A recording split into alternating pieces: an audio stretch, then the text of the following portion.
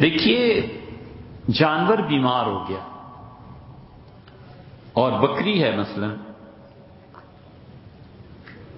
اور بظاہر اس پہ زندگی نہیں رہی،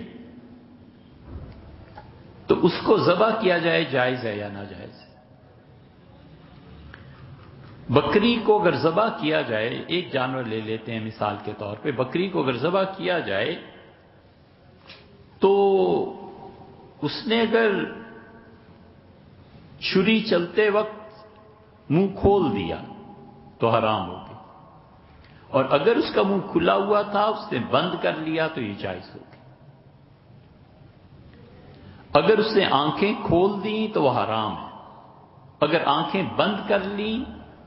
تو جائز ہو گئی۔ اس نے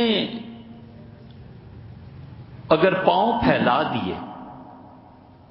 اس نے چھری پھیری اسے پاؤں پھیلا دیے، حرام ہے، اور اگر پاؤں سکوڑ لیے، سمیٹ لیے تو جائز۔ اسی طرح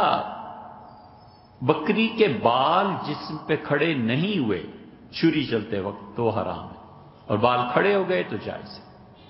اس لیے ہمیشہ بکری جب ایسی ہو جائے تو اس کے چہرے پہ نظر رکھنی چاہیے کہ اس کی حرکات کیا ہیں جو زندگی کے ہونے کی دلیل ہیں، ایک، یا پھر زندگی کے ہونے کی دلیل نہیں بن سکتی بلکہ وہ پٹھوں کا تناؤ ہے جس کی وجہ سے یہ ہو رہا ہے، تو یہ چیز درست نہیں۔